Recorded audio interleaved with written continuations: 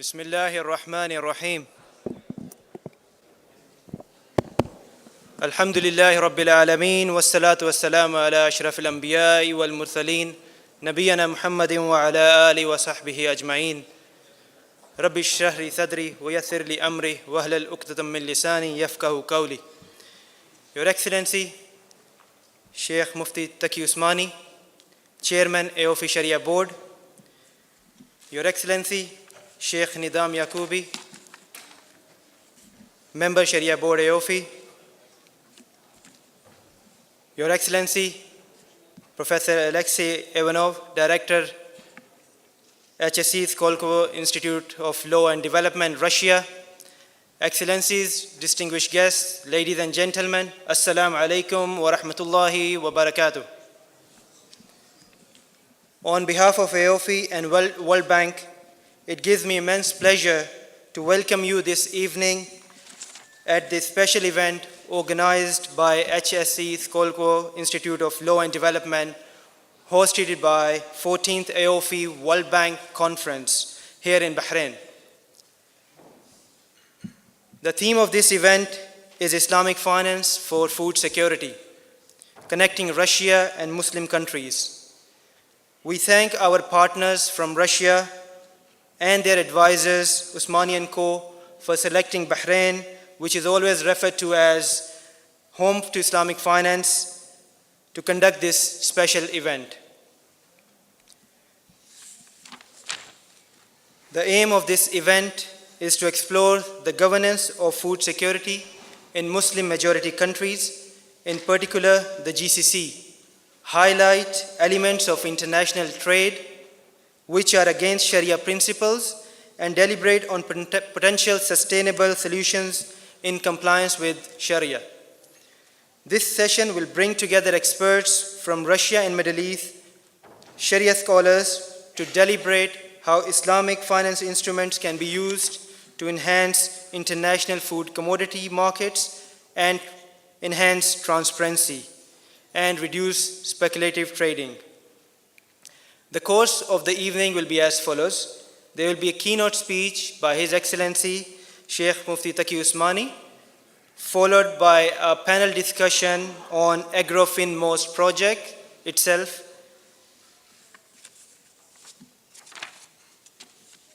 followed by detailed question and answer sessions with learned scholars and experts in the field. And of course, my favorite, we will end the session with the dinner. To welcome you all formally, let me have the pleasure of inviting first the Secretary General of AOFI, Mr. Umar Mustafa Ansari, to the stage.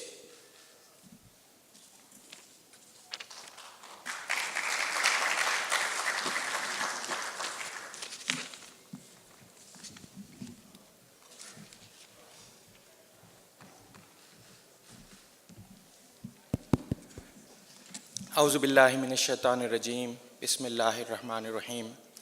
Rabbi shrah li sadri wa yassir li amri wa hlul 'uqdatam min lisani yafqahu qawli. Ladies and gentlemen, distinguished scholars, Assalamu alaikum wa rahmatullahi wa barakatuh. For us as AOFI, it's a great pleasure today. We were saying initially, on a lighter note, we said it's a side event.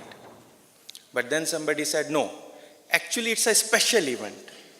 And I would like to welcome you all for this special event.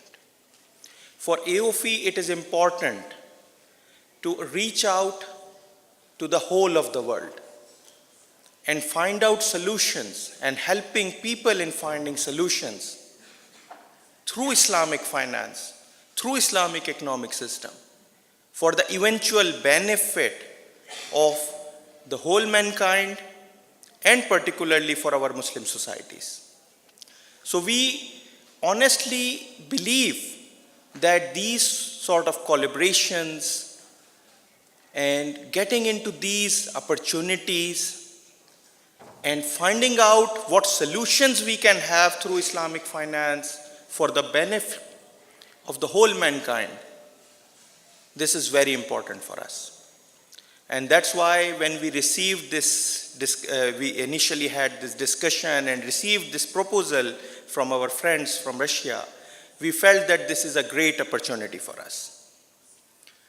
So I would like to welcome you all on this very important topic. There is lot of opportunity, I can say. There are a lot of options that can be evolved for the purpose of ensuring these transactions and these, I would say, the long-term plannings with regard to food security, and for ensuring the better use of and better utilization of economic resources, creating opportunities for the Islamic financial institutions in the region. And I would also say to connect even the Muslim community within Russia and our non-Muslim brothers and sisters as well. I believe that this conference, this event, this special event will provide us a great opportunity for that. And we would like to welcome you all, and would like to thank our partners from Skolkovo Institute, HSE Institute. It is a great pleasure to welcome you all, and we hope that this will be a good beginning to a great project, inshallah. Thank you very much.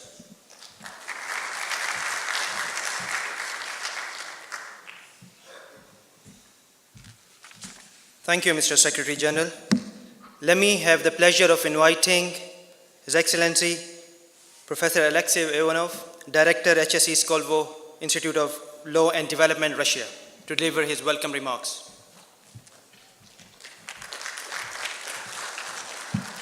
Thank you very much, ladies and gentlemen, brothers and sisters. It's a great pleasure to be here. We extremely enjoying the atmosphere. We extremely enjoying hospitality of this place. And as Bahrain was standing for centuries as a center for trade and center for entrepreneurship in these revolutionary times of great changes, it's becoming more and more important to bring this soft power into play, because hard power doesn't bring us necessary outcome. And we think that this type of academic slash human communication, which we're trying to build on your platform here in Bahrain, in your country, in your society, but with great interest on our side. And I think this mutually beneficial conversation would bring very fruitful outcomes. And I fully agree, it's just the beginning of a beautiful friendship. And I think that today we have this session which will just start discussion. We will not find all solutions, but we will start discussion. It's a great pleasure to be with you, and I really hope that we can have inclusive, very cooperative conversation tonight, and then followed by dinner. Food for thought, food for stomach, it's a great combination. Thank you very much, and keep in touch.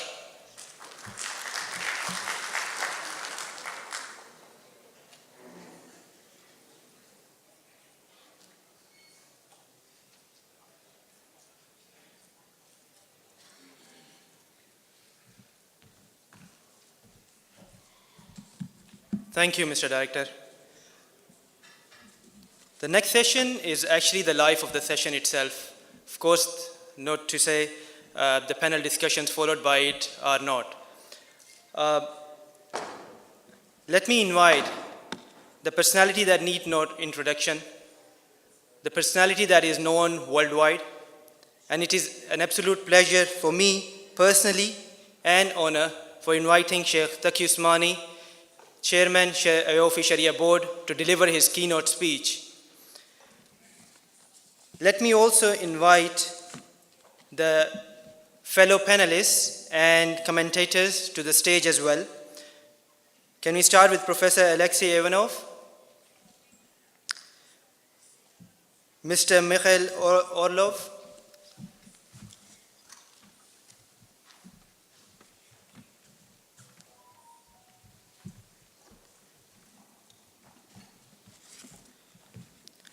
His Excellency Sheikh Nidam Yaqubi, Member of the Sharia Board, Mr. Yalan Bedolat, Director General Islamic Organization for Food Security, Kazakhstan, Dr. Imran Ashraf Usmani, Member Board of Jamia Darul Uloom, University Karachi,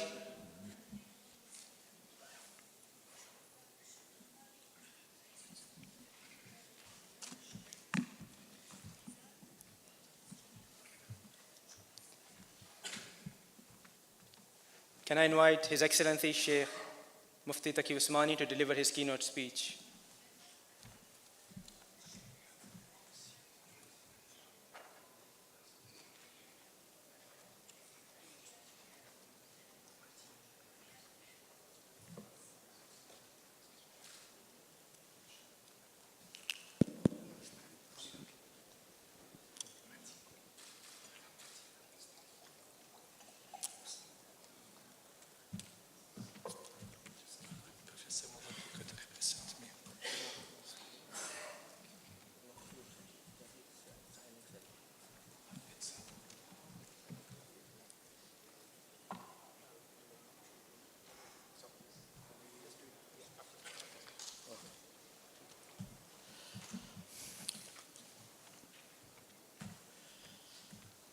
الحمد لله رب العالمين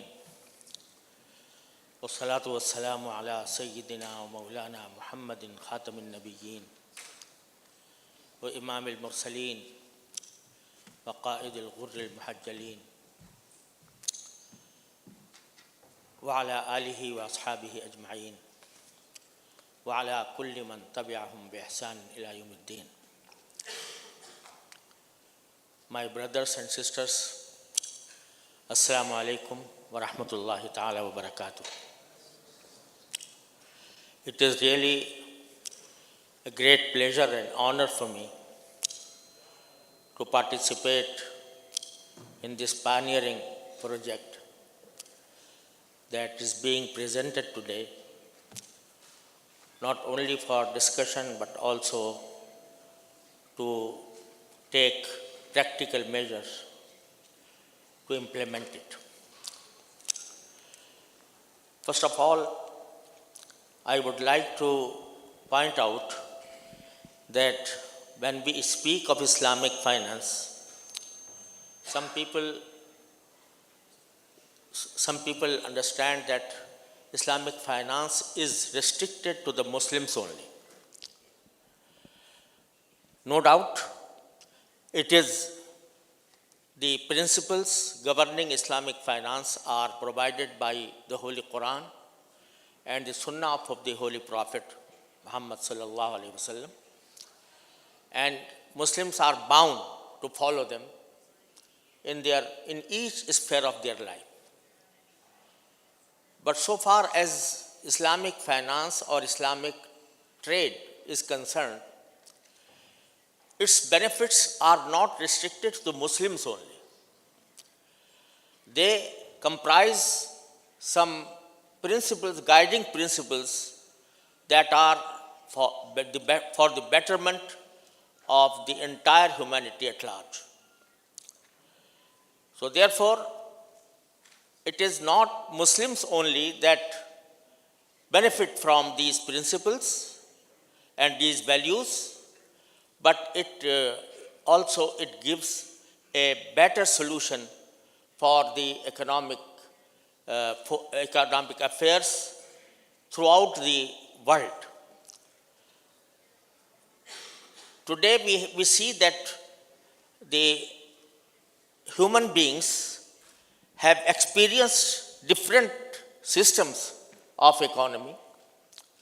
There has been feudalism, then came capitalism, socialism and communism. But none of these systems could solve the problems of human beings so far as their economic life is concerned.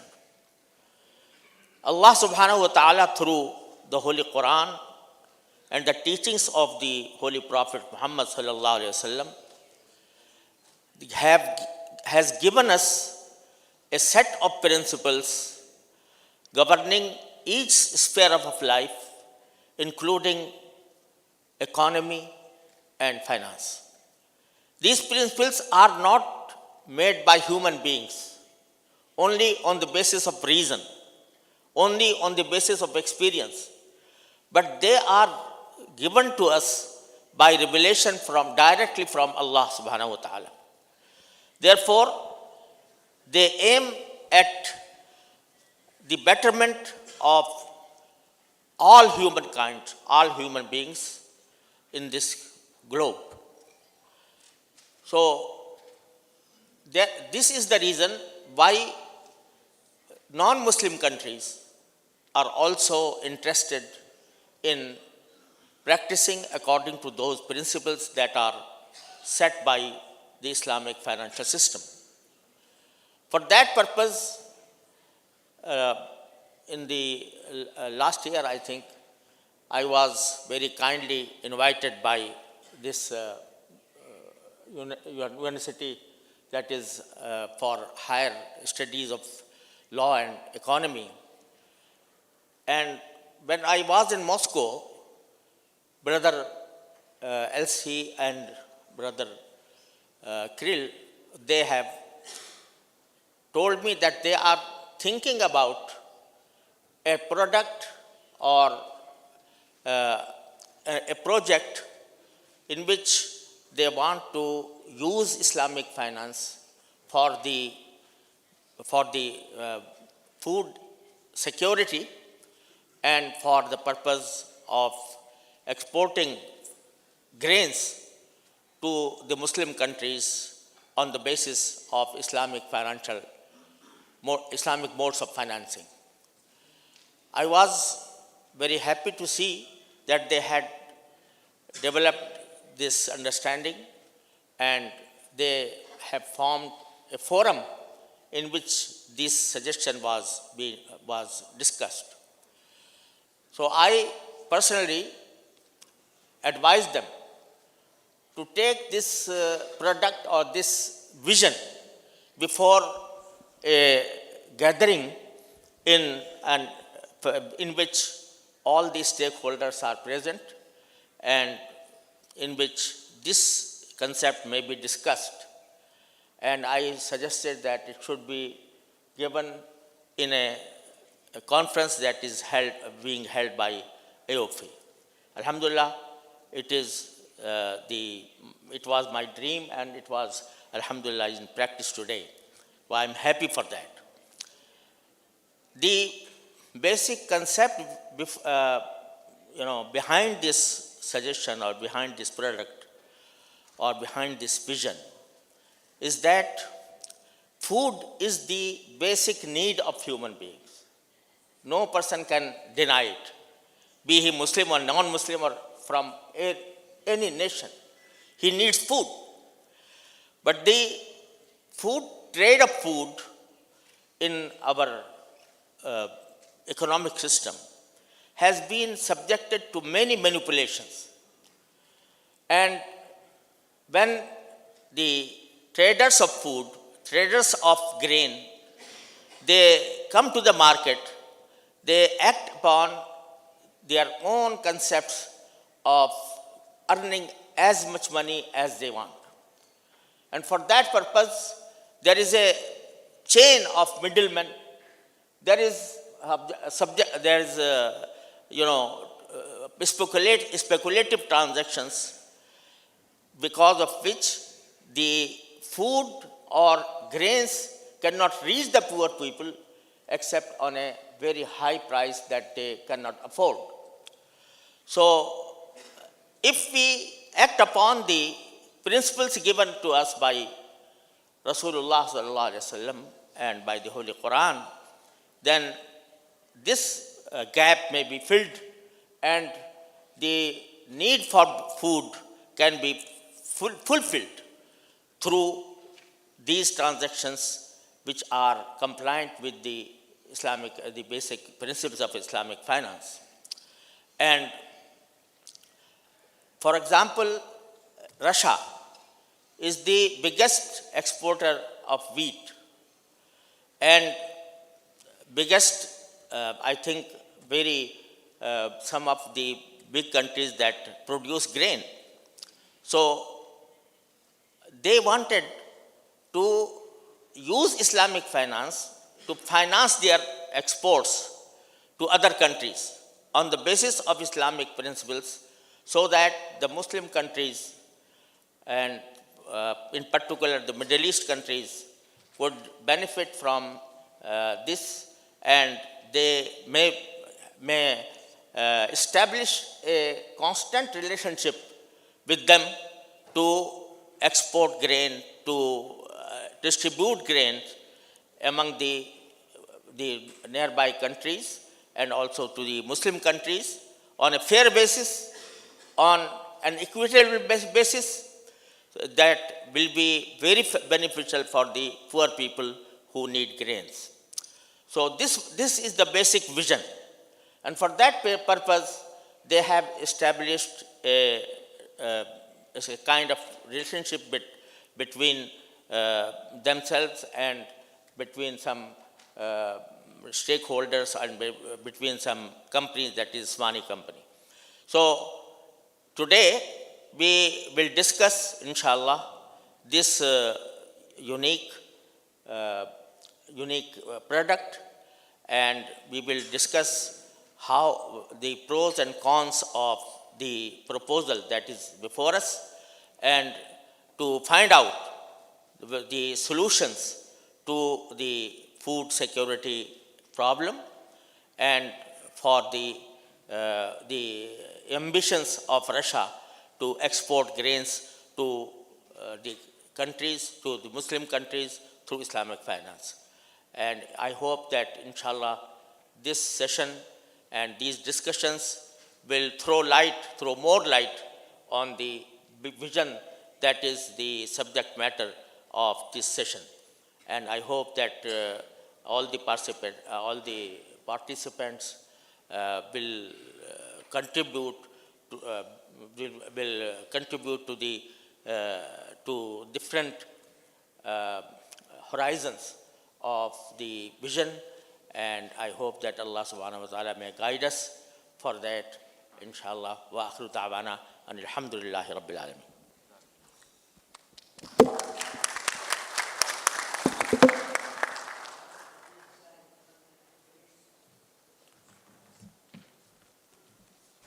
Jazakallah khair, Sheikh. Before we continue the panel discussions, we have two important partnerships to be signed and formally agreed upon. We'll quickly take about 5 minutes of your time to sign these two important MOUs. For the first MOU is between Islamic International Rating Agency and Usmani & Co. Can I invite Mr. Fahim Ahmed and Dr. Imran Usmani to the table, please.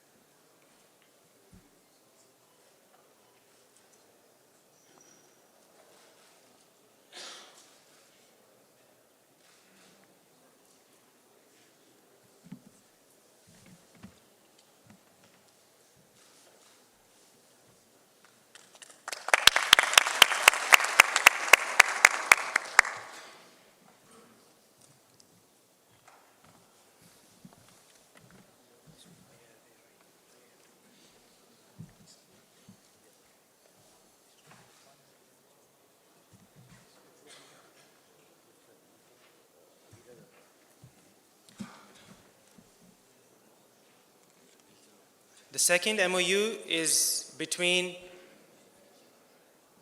Islamic International Rating Agency and HSE Skolvo Institute of Law and Development, Russia. Can I call Mr. Fahim Ahmed to the stage, please?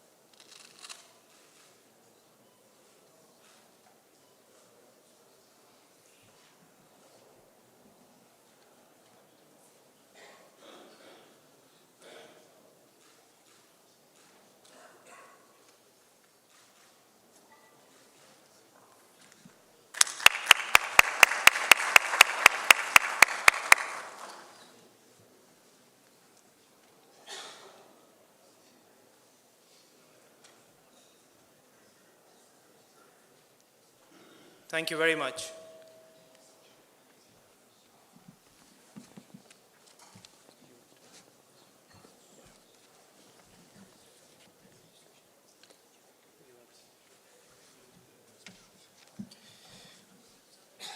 To commence the rest of the proceedings, I'll invite a keynote presentation by Professor Alexei Ivanov, Director, HSE Skolvo Institute of Law and Development, Russia.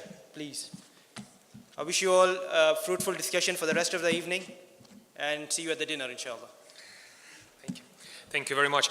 Actually, my presentation consists of 3 elements. So I will start a broader overview of the project.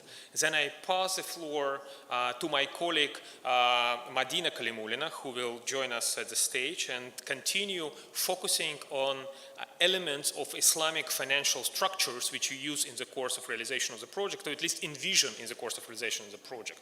And then my colleague Shamil Arlov will continue with more practical element of the project, practical layer of the project related to the logistics and business elements of the project. And my another colleague, Kirill Maladik, he will join us in discussing more like academic aspect of the project. So project has many layers. It's a complex idea or complex vision, but it has a lot of practical implications already and practical elements within.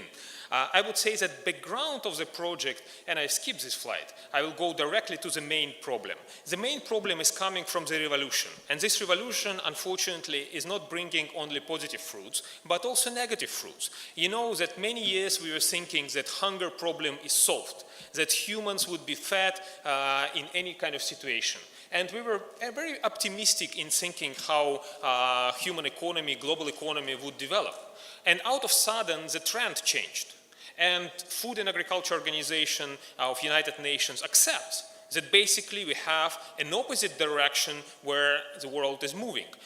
World is now actually facing the threat of hunger again, like it was 19th century, like it was 18th century, and so we have to deal with this. And food security is not anymore an issue of just keeping people wealthy. It's a thing of keeping people really like fat and with enough food for everyday table.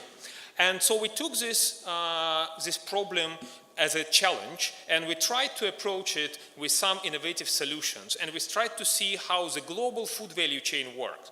And in our institute at High School of Economics, we had a very extensive work, a research for several years. And this research led us to understand how global food value chain operates. We looked at the upstream level of the food value chains, where seeds, where agrochemical products, where fertilizers are coming from, and it's hugely monopolized and concentrated right now. Mega mergers happen in this area. And technological advance, which characterize transformation of agricultural sector right now, also leads to a larger concentration of the market, to more powerful players which concentrate among them and entrench their market power in the field and dictate the rules of behavior in the upstream level. In the downstream level, same story happening, but it has much more roots in the past. And basically this market for commodity trade is heavily monopolized by a bunch of companies, few corporations, primarily American or exclusively American, which do control this market for years. And what does it mean? What kind of implications it has for people and for other economic players? A number of those. Some of those implications heavily contradict to the basic principles of Islamic law and Islamic legal tradition and economic tradition as well. And we tried to highlight those problems, and my colleague Madina will speak about this in more details. But I would just to say about one important implication which makes all us very much dependent and vulnerable because of behavior of these corporations, is volatility of prices for basic commodity products. In speculative pricing, which heavily dependent on financialization of commodity trade, because commodity trade is financialized to a very large extent, and not in good way all the time, because as you probably know, a lot of trade happening in reference to the capital markets, mainly Chicago and Paris commodity exchanges, and what's happening there is not exactly coming from the needs of people and the needs of sustainable development of economies. And this creates a terrible volatility, and I give you an example of this. You see on the left side is a cardiogram which shows changes of the price in wheat. And these changes are dramatic, as you see. They're changing basically on the basis of so many different factors, and mostly not driven by macroeconomic change of supply and demand. As capitalist systems supposedly operate, it should base on supply-demand correlation, but as we see on the right part of it, demand for wheat is growing steadily, but growing. There is no serious drops in demand for wheat, but prices going up and down. So the whole explanation we can draw from this is basically relate us to this, to speculative pricing and financialization. Financialization is a very big issue, and because we here in a financial conference, in a conference debating financial instruments, we have to relate financialization happening in the sphere with basically human needs and sustainability of the economic systems. And the most important need is for people to have food, obviously. What about the project itself? We have in Russia export potential, and export potential in Russia is a fact. It's given us for granted, and we know that production of wheat and other grain products in Russia could grow steadily and reach a level of about 200 million tons per year, and that's much more than domestic consumption. So we have surplus of production, and we have also national goals established by the current administration, by the president, to increase Russian agri-export up to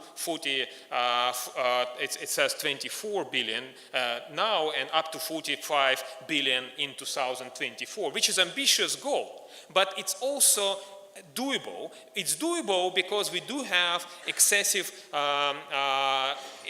arable land. We have enough arable land to be not in use right now, which is unique. With global climatic changes happening all around the world, and we know that, for instance, Australia is now almost out from the market for commodity trade because of climatic change happening there. Desertification on one side, drought on another side. We see many traditional suppliers are already not really delivering. So we have this potential, and we want to capture it together with you guys. And that's very important idea of the project. Currently, Russia trades with a number of Middle Eastern countries, and here just a glimpse of understanding of how extensive Russian supply is already there, and how much we can deliver more, because we can increase, as I said, millions of tons of production, of extra production to the current benchmark. What is the main idea of the project? What is the project about? The project is actually focusing on building direct relations and to avoid middlemen in supply of grain products to the final end users, to customers. The customers mainly residing in the macro region of Middle East, Northern Africa, and only in this region, if you consider also Indostan and this area, about 1 billion people are actually constantly balancing on the brink of hunger. So there is a huge risk for a huge demand for food security in the region. And the idea is to connect Russian farmers, Russian grain producers with the country, with the customers. We want to build a grain security fund, basically a hedge fund, to be located in the region. And this hedge fund will help us to straight this volatility, to reduce this volatility, and to make both prices more predictable and supply more predictable and more secured. And that's basically the main ambition of the project. How we want to structure it. On one side, we want to use Islamic financial mechanisms which are very much developed here in the region, and we want to issue sukuk to the Islamic investors, and those Islamic investors who are willing to participate in both solving delivering public good, to solving public problem of food security, and to earn on their investments. We see it's pretty much a commercial product, a product which could be very attractive for investors to participate in. And this issuance of sukuk should bring money to the farmers in Russia in form of long-term sustainable partnership with them. It's a form of investment which would allow Russian farmers to rely on this demand from Middle Eastern countries, to understand the quantity of this demand, the amount which is needed in this country to be delivered, and to rely on sustainable mechanisms of transportation, logistics, how you bring products, and we have all of these calculations done, and we see how it could be implemented in practice. We want to deliver Russian farmers opportunity to participate in high-tech, basically, value chains. We want to transform those value chains, and we're talking about technological transformations in the course of this conference, and these transformations mainly allowing us to avoid middlemen in trade, in transactions, allow us to reduce transactional costs. In the commodity trade, especially in such a sensitive area as commodity trade and food, these transactional costs and this speculation are huge. So potential for reducing those to avoid it is enormous as well. So why wouldn't we use this market niche, which does exist? Why wouldn't we use this market opportunity? What we do in Russia and what we already did in Russia, we already built a prototype of a digital platform which connects small and medium-sized farmers with suppliers of input, with their customers, with logistic terminals, with logistics modules. And this creates the whole ecosystem for agri-production. It's all based on digital technologies, all based on modern understanding of value chains, of supply chains. And now we want to make a final mile, a final step, and basically to reach to the final customer. If we already build the value chain, supply chain within Russia, and customers and our clients, those are farmers, they're ready to participate in this value chain, we want to connect them further and to reach the end customer in the region. So the project consists of a number of elements, and it's kind of a modular thing.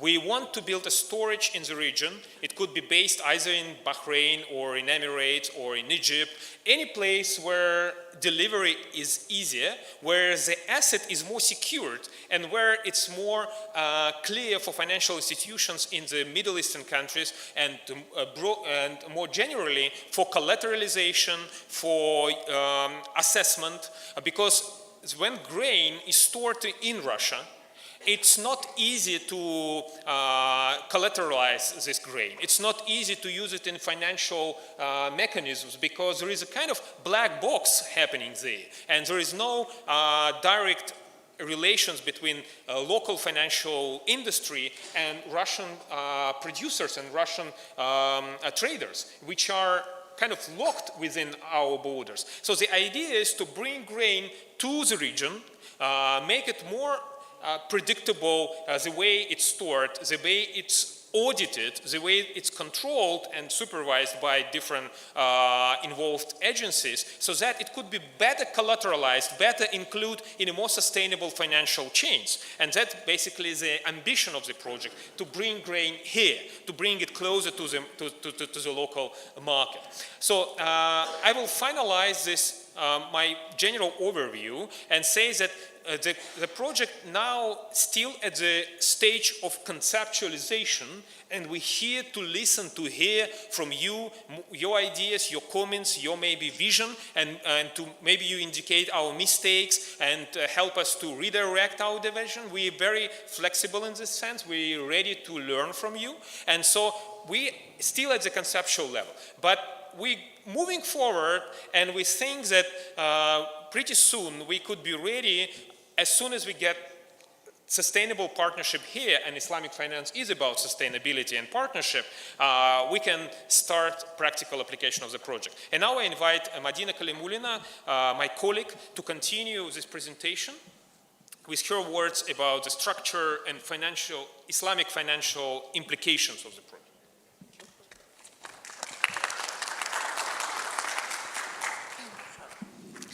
Bismillahirrahmanirrahim. Respected participants of the session, Assalamu alaikum wa rahmatullahi wa barakatuh. So I'm going to speak about the Islamic finance side of the project, Agrafin Most. So when we looked at the existing exports of grain of Russia, we see that the main countries importing or purchasing grain from Russia are Muslim countries. And at the same time, when we looked at the trading situation or commodity trading internationally, we have found that there are a lot of elements which are forbidden by Sharia and which are unethical from the other side. So it is such phenomena as riba, as usury, gharar, which is uncertainty, short selling, and other elements which is on the stage, on the screen. And all these we can find in the modern practice of trading companies. And we have to admit that the same elements are in the contracts used by the purchasing countries, used by the Muslim countries. So it should be our mutual task, or at least our mutual interest, to avoid these forbidden and disliked elements in the international commodity trading. And we started to search for an Islamic finance instrument which could serve these tasks and our mutual interest. And we found that one of such elements could be sukuk. But before I start talking about sukuk structure, just a few words about Islamic finance market in Russia. I think it's not a secret that there haven't been much development with regards to Islamic finance or Islamic banking market in Russia. Even if we look at Refinitiv data or Thomson Reuters data, we can see that there is very few information available about what is going on in Russia with regards to Islamic finance. Even maybe not all of us, or not all of you know that there is a working group on partnership banking within the Bank of Russia, and there is an expert council under the State Duma, but the progress is very slow and there haven't been much development. So therefore, we understand that if we wait for the progress to be inside Russia, it will take maybe several years more. So therefore, our aim is to come outside Russia with an instrument, such instrument and sukuk, that will not be dependent on the existing legislation, but at the same time which will solve the existing issues, the existing challenges that we have in commodity trading.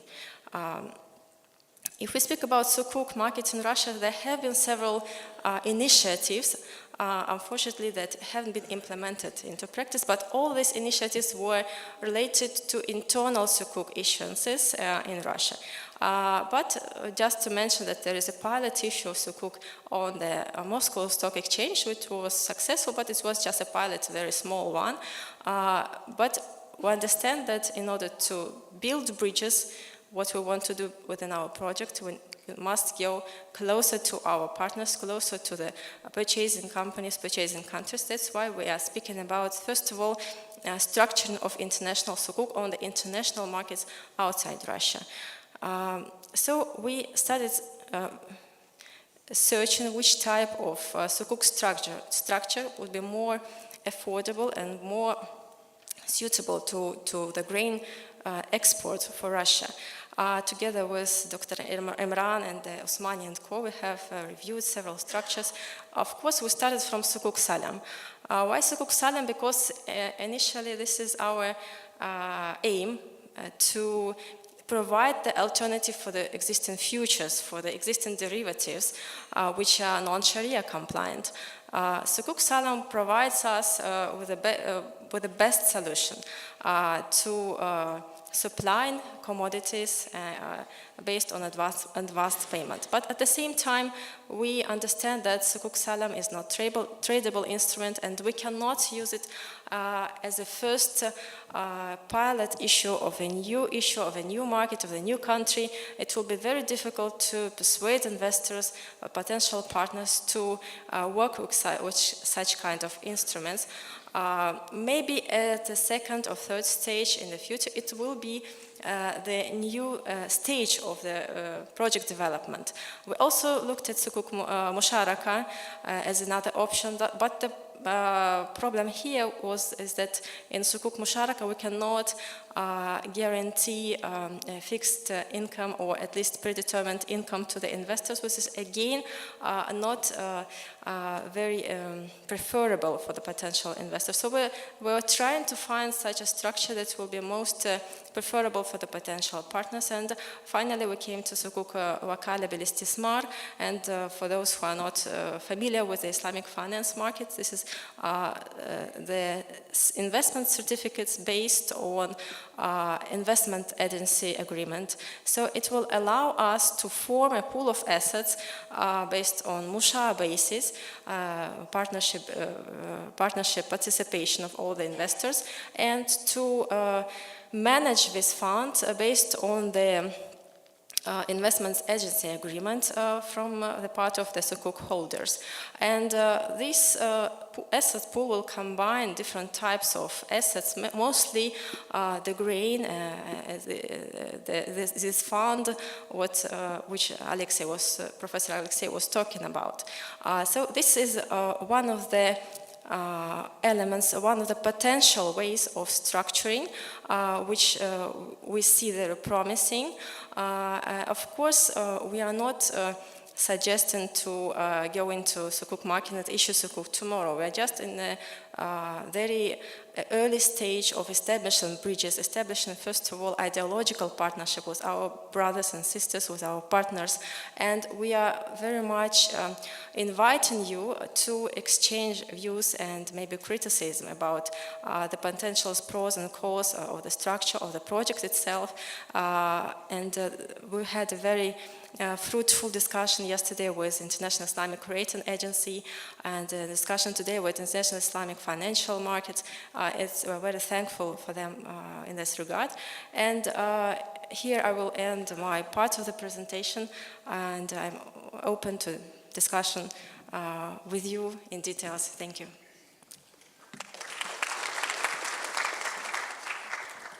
Thank you very much, Madina. And now I would ask Prince Shamil Arlov to join us on the stage with a presentation on the most, I would say, important infrastructural element of the project. How you basically create these storages, these security funds, how you connect those.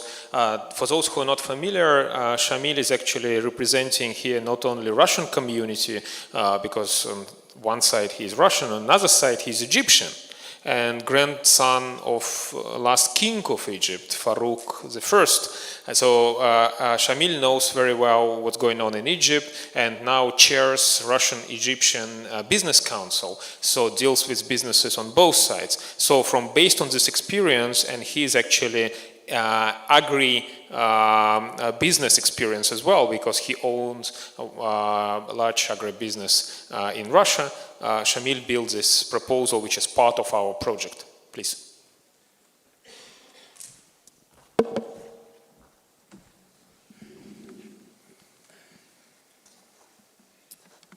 Bismillahirrahmanirrahim. Dear friends, dear brothers, dear sisters, it's a great honor to be standing in front of you today. It's a honor because in front of me I have this enormous pleasure to have people who have so much experience in doing good things, right things. But also because we are coming here with not only the curiosity to learn, but with a project, with a plan. Can I have the presentation, please, on... Closer to you. Close, yeah, but I would need the presentation on the screen if it's possible. Presentation. So let me start without the slides. That's the reason why I did well to take the paper with me. You know, with galloping demographic growth in the world, food security is not an issue anymore. It's a real political threat. There is not only a profound misbalance between food demand and food supply, but it's a fast-growing one. And in my personal conviction, within the coming 1 or 2 decades, there will be massive social unrest, regime changes, and wars because of the food security problem. It is not only a question of Muslim countries, but on the top of the list of countries affected by this issue, there are a lot of Muslim countries, Muslim populations. And now we are facing a situation of deglobalization of the world, where we see tectonic conflicts between blocs which are reforming. If food security for the last 3 decades or so has been addressed, and successfully to a point addressed, by markets, by market mechanisms, we believe that today, with the quasi-end of WTO, with the tectonic conflicts, etc., not only that is not going to work, but a lot of hundreds of millions of people are at threat, as now sanctions are being more and more applied, which can cut the crane of food within few days. What is absolutely terrifying, no chance to have the presentation on the screen? Obviously. So I continue. What is absolutely terrifying, if you look at this situation, is that in a country like my country, Egypt, with not only 100 million people, but with an additional 1 million every 5 months, there is about 2 weeks of food reserves. So imagine if suddenly there are sanctions on Egypt, and I think it's not a difficult model to imagine today, given the quantity of sanctions which are being imposed left and right. That is an absolutely unbearable disaster. So that comes on the top of all the price speculation which Alexei was talking about, the price volatilities and the panic effect which is distorting the market. So as the presentation is still not coming, now I see myself on the screen but not the presentation, so I continue. What I am bringing to your very esteemed attention is basically 2 fundamental models, which I'm not here to only talk about. As a matter of fact, Sister Madina was saying we are not in a hurry, we are going to study. Well, as a matter of fact, my intention is to have the first issue in 2020, because I'm working at concrete deals. I'm having negotiations with the governments of Sudan, of the government of Egypt, and we are initiating also with the government of Indonesia. And as soon as we get to terms to a certain modus operandi with them, I think it's something we want to put in motion. So the 2 models. The first one is the grain storage model. It's the food reserves to disconnect from short market cycles and volatilities in areas, in countries where there is a constant need for food.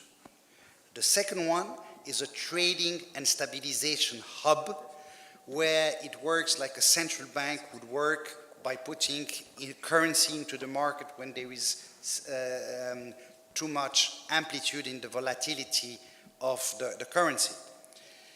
And the second part of the presentation is about the food processing cluster. Once you have a reserve of food, a large reserve of food, it's better to try to transform it, to process it without transporting it through vast distances.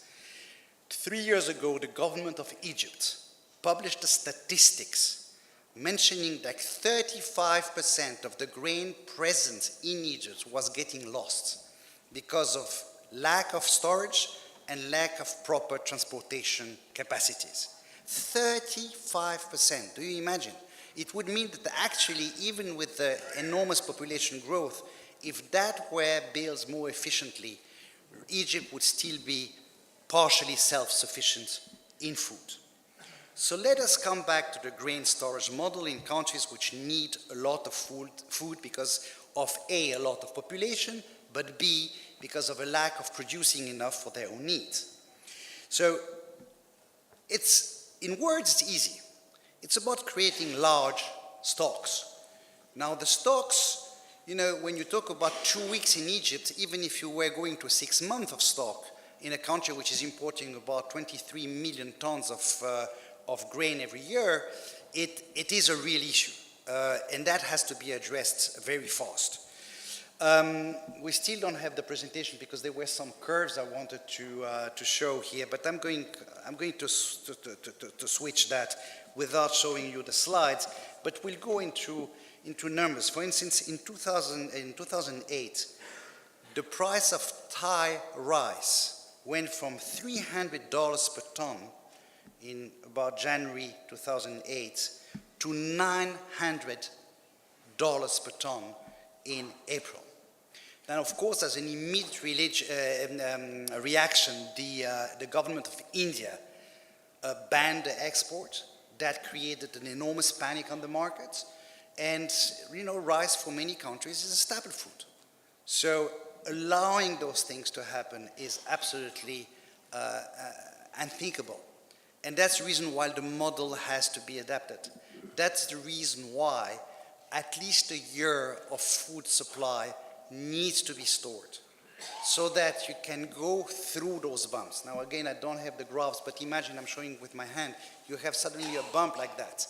But there is one common rule in food production, I mean in commodity production, is that prices, even if the trends long-term go up slightly, following inflationary trends, every year you have a harvest. And at harvest, the prices are at the lowest. So any country which needs to build up reserves needs to massively buy at harvest. And money is not a problem. Capital markets exist. We can issue sukuks. That's not the issue. The issue is storage.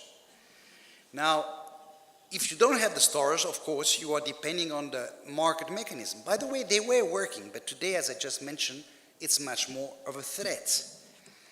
If you look at on the slides, I have wheat, maize, soybeans, which are important crops.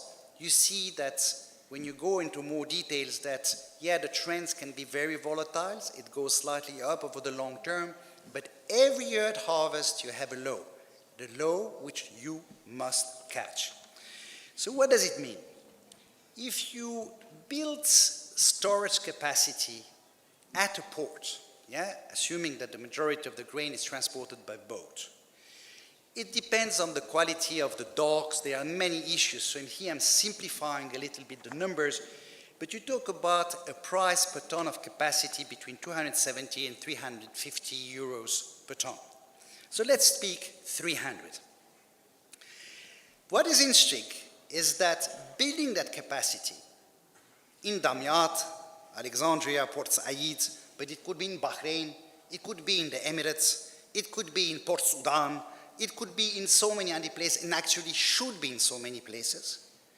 You end up having an infrastructure which represents a natural, beautiful collateral, which is slightly about 40% in excess to the value of the underlying crops which are inside.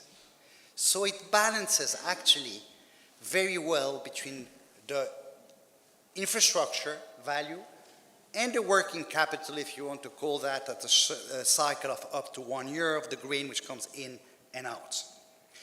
If you take Sudan, Sudan imports 3 million tons of crops per year. So to have 3 million tons of capacity, it would require about 900 million euros of investments, in which they would be constantly, if they were constantly full, 660 million euros worth of crops. Good balance in terms of balancing the collateral and the financing requirements. But here I'm introducing another concept, which is, of course, for countries like Egypt importing 23 million tons a year, which is enormous, cannot be done at once, but with the help of the stabilization funds, which can be built up throughout the Middle East, for instance, starting with Bahrain, Kuwait, the Emirates, etc., can be achieved relatively easily. The concept is to have, no, that's not me. I wish I could run like that. The concept is the following, that I'm even pushing it to one step, 1 year further. It's not 1 year which you need, because at the end of the year, when you come closer to the harvest period where you refill your stocks, you are always at risk of two things: a political risk of, again, sanction. Oh, here we are. Thank you very much. So I'm going to go, yeah, it's a little bit strange. Yeah, that's what I was showing, but let me not go back. You see, here's the bump. And what I was trying to show to you is that if you have the reserve, the bump lasts for something like 6 months. If you have the reserves, you follow the green line, you are not hit by this bump because you have bought it before at harvest.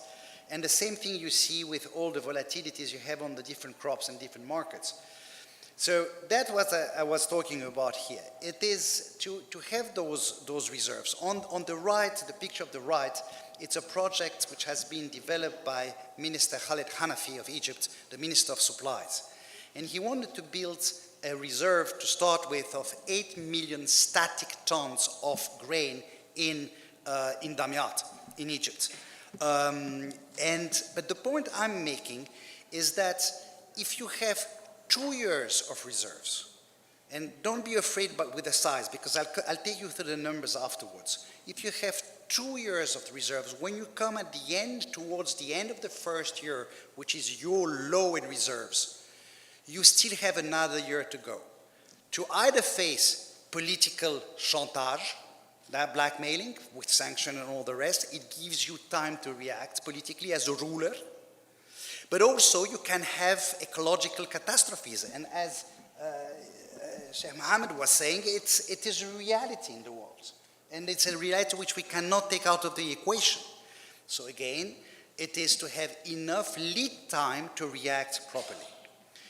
You have here on the screen the investments. Yes, it is a lot of money, but let me take you through the next slide, which is it really so much money? Imagine that you have the grain stocked in a silo. Of course, the price of the grain will go up as the costs go up. You have a rent. So for the sake of ease, I'm using 15 euros of rent per year, which can be anything plus minus, but just to give you an order of magnitude. But the second thing, imagine that you can buy after harvest. You are paying the lowest. Now the price volatility changes every year, but it goes from 10 to 40%. So imagine, for the sake of the discussion, that you can save, let's say, 20, 25 euros per ton because of the right timing. Let's continue about the reduction in subsidies. I'm talking about the Egyptian model.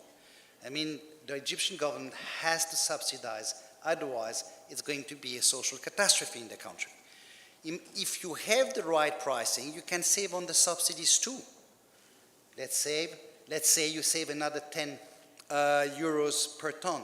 We are already at a saving at 45 euros per ton. Now, for a price on a capex of 300 euros per ton, it gives you a payback of 7 years, which is not something out of the world. I mean, it's something which can be addressed with a good structure of financing. But that figure can be even further reduced. If you take away, of course it's not coming every year, but the price of panic, I was just mentioning to you the Thai rice, which went from $300 to $900 per ton, you can save another 15 euros.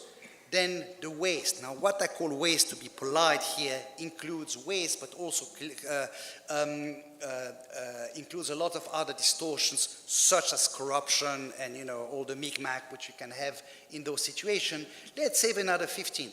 Look, I'm not going to play with the numbers to be precise. I just want to give you the feel for the orders of magnitude.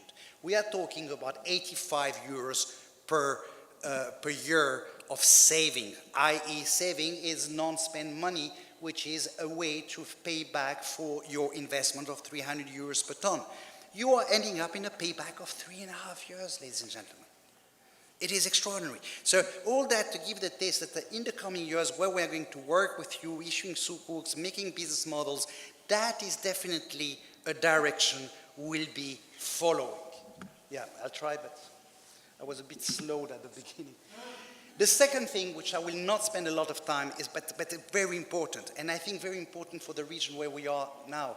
Highly safe countries with a lot of cash, with a willingness to help the broader countries where there are more problems, is to what I call the central bank of grain. With the same mechanism, at harvest, build up enormous stocks, and then realize them as needed on the market massively when you have a panic, when you have something disbalancing the markets, you can intervene to give to grain markets the required stability.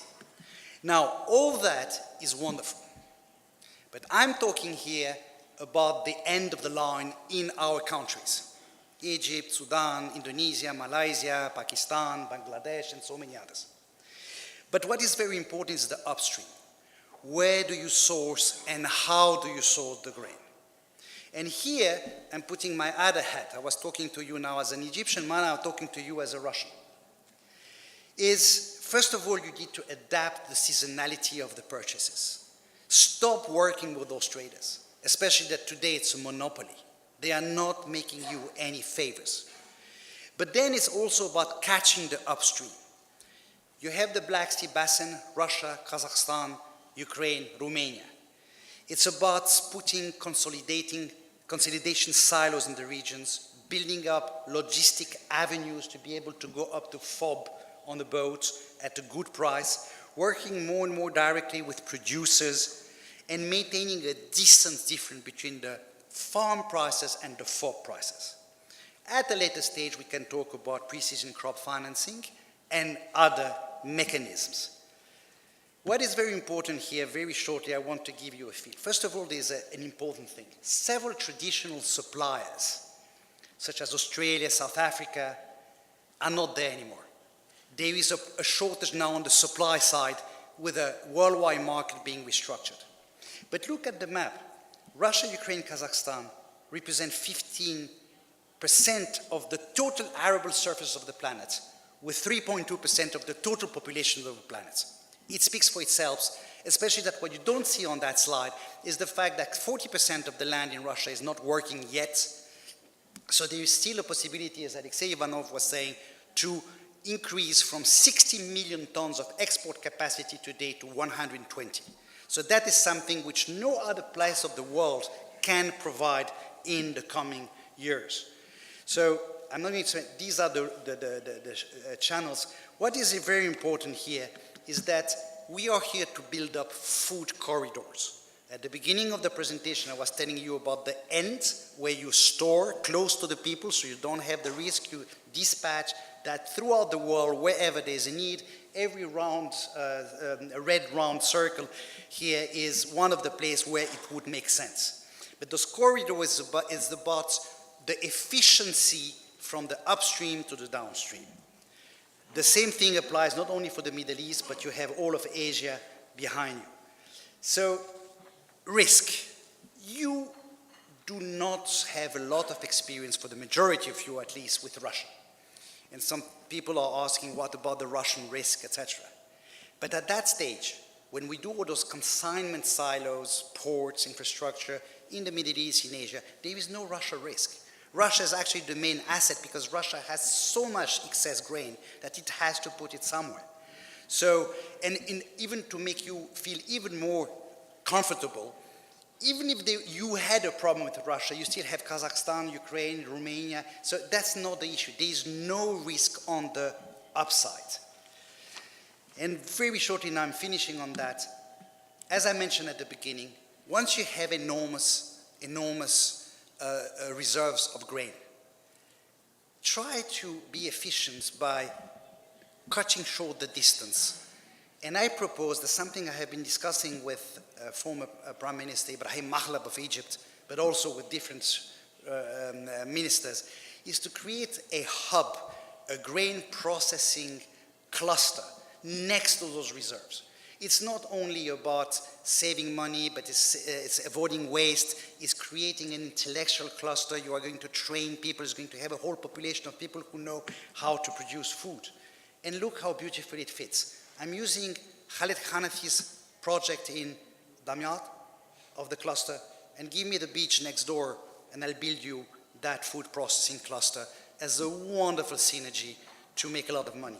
And that allows what? That allows to transform corn in so many products. Each line you see here, it's a little bit small on the screen, I guess, is a factory. It's a product. The same about soybeans. The same about wheat. It's not here. But anyhow, for all the products. And that is suddenly creating what? From food security, you move very, very fast into food sovereignty. Even a country which cannot grow crops can produce and even export food. The difference is absolutely enormous. So that is a model which is going to follow the model we have about storing grain at your disposal, close to the markets.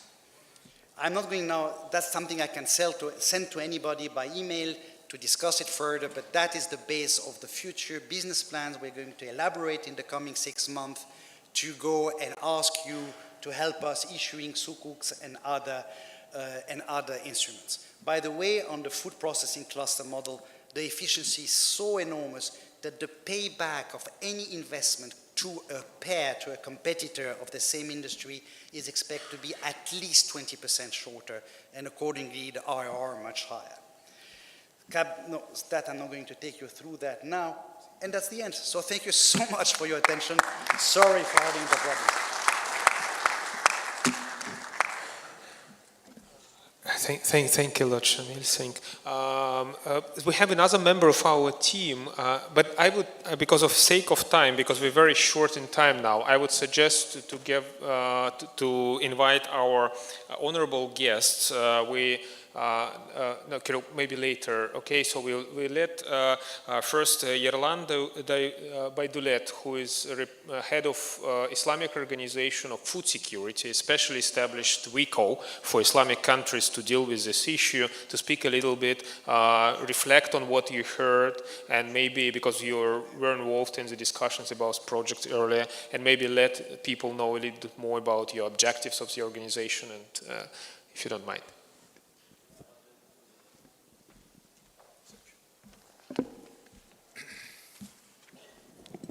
Bismillah ar-Rahman ar-Rahim. Assalamu alaikum wa rahmatullahi wa barakatuh. This is a pleasure for me and a really honor to talk in front of such a very honorable audience. And again, today, I already during our meeting told about my thankfulness to the organizers and especially to organizers of this session, because actually I myself have devoted more than 20 years to Islamic finance. And I have started at the end of last century, and now I say logically change my efforts into developing real economy, which is actually agriculture, food security, and rural development. Our institution, if you allow me just a few seconds, I can say probably because most of our colleagues probably don't know what is the institution. We are specialized OIC institution, has same status like Islamic Development Bank. We can say we're a sister institution of IDB. It was established 3 years ago. In 2016, the first General Assembly was held in city Astana. And recently, at the end of August, we had our second General Assembly in Jeddah, Saudi Arabia. And so far, we have 34 member countries out of 56 OIC member countries. and we're going to get 5 more countries to join us until end of the year. So it's just showing the interest of to this issue. And if we would talk about other related things like SDG, Sustainable Development Goals, of course we know that several of them are really touch the issue of food security, like fighting hunger or resolving issue of malnutrition, which is really big issues for Muslim Ummah. And you know that out of 56 countries, 19 countries are less developed member countries, which really need help. And during the second General Assembly, I met ministers of agriculture and food of different countries, and especially my heart was touched by my discussion with the ministers of agriculture of Somalia, Minister of Agriculture of Yemen, Minister of Agriculture of Sudan. It's really those countries, they need the help. And I think such a project which is being presented to you today, right now, the AgroFinMost, is just the first one to show the capacity of remaining part of the world, how we can help to resolve this global issue, to fight hunger and resolve issues of malnutrition. And this is just also another figure I want to say you. So far, more than 117 billion are spent by Muslim countries to import foods, out of which 67 is just our trade deficit. I mean, I'm talking about Muslim world. So it means this food trade deficit needs a lot of help, especially financial help. In this regard, the practicality and the importance of AgroFinMost becoming very important, because this is a really complex and systemic project which brings efforts from not just one country, but as our dear brother Shamil Mikhail Orlov was saying, efforts of all countries who can produce food and export can be combined in order to resolve the problem of less developed countries. And of course, we need to join our efforts in our institution, which is a really young one, but we're doing a lot. We just started like 2 months ago, but we have good projects, and I can talk a lot about it, but will not spend more time for this. But let me also shortly say about what we started to do. We are going to develop very important relations, B2B, business to business, through our Islamic Food Processing Association, where we want to invite, we're already discussing with big Muslim entrepreneurs in agriculture, and going to bring them on one table. And this is very important, because when we compare those councils, or let's say meetings of conventional investors, mostly all the people sitting there, they're talking about maximizing the profit.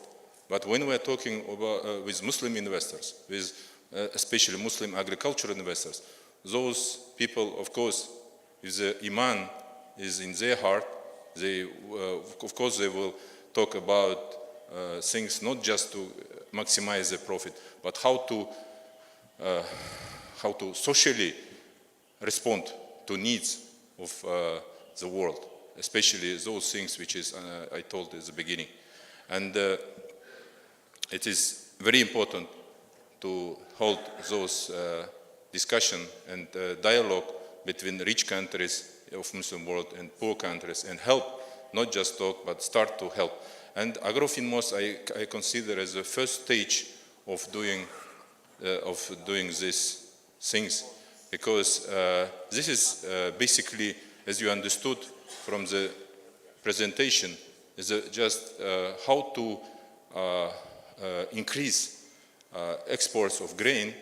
I mean, I'm talking about commodity trading, to Middle East countries. But this project can show how other countries can join this initiative. And in this regard, Shamil already mentioned countries like Ukraine or Kazakhstan.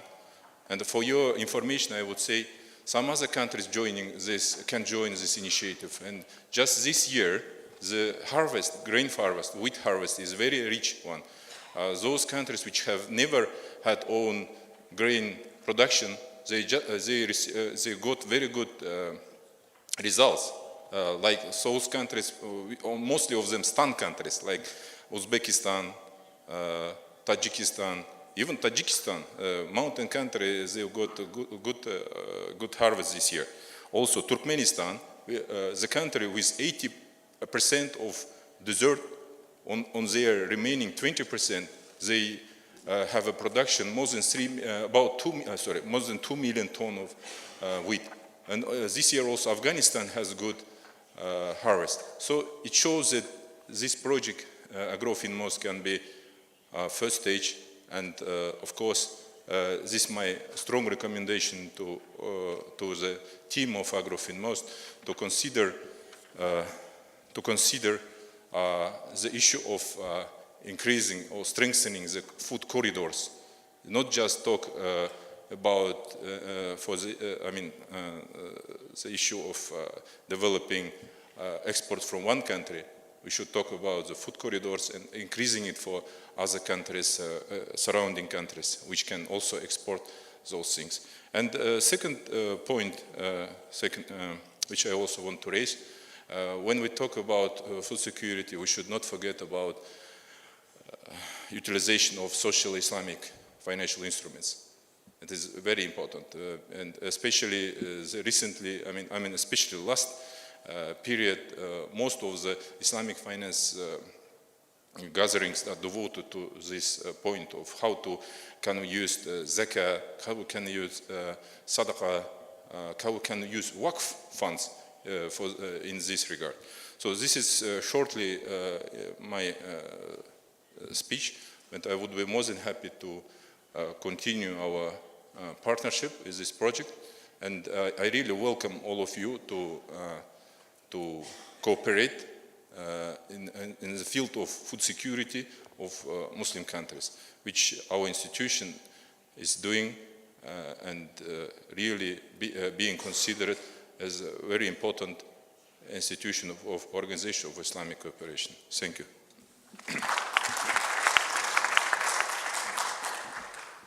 Thank you, Yorlan.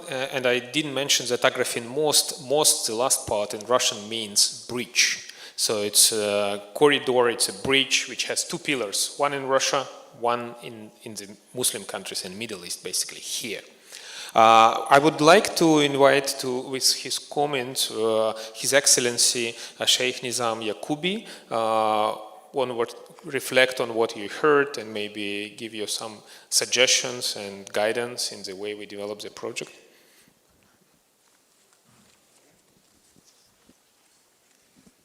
بسم الله الرحمن الرحيم الحمد لله والصلاة والسلام على سيدنا رسول الله وعلى آله وصحبه ومن والاه.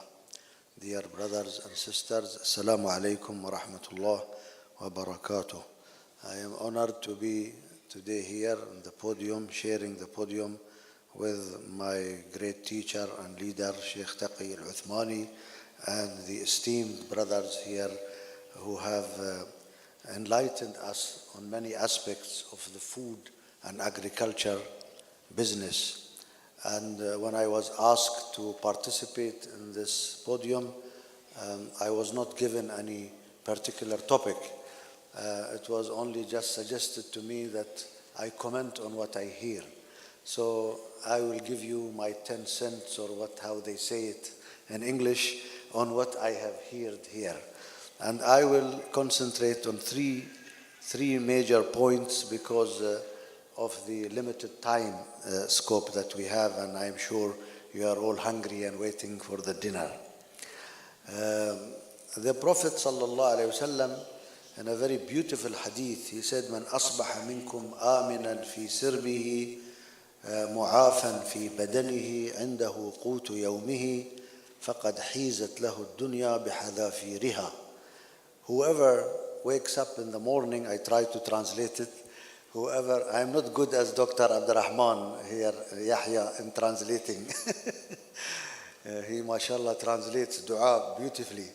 So whosoever wakes up in the morning and he is safe in his little house or abode, and he is healthy in his body, he is not sick, and he has his daily staple or daily food or daily sustenance, then he is similar to somebody who owns the entire world. This is one way to translate it, or you can say, then he has really owned the entire world. So you can translate it in both ways. So it is really, this may be poor, but he has these basic needs fulfilled. He and the king are the same, because they all eat the fulfillment of their stomach and they all sleep in one bed and they are all healthy, and maybe the king is not healthy and he has diabetes or I don't know what or something like that. So maybe this poor man is much better. And indeed I have seen kings and many billionaires who wish that they go back poor, but they have the health of the poor people.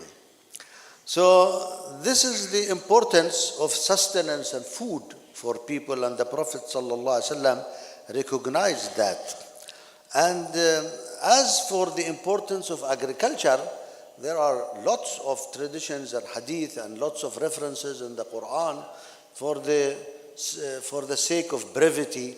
One beautiful hadith where the Prophet ﷺ says that anybody who grows a tree or any shrubs which people will benefit from, eat or use, then all these animals and creatures of Allah will benefit from that tree.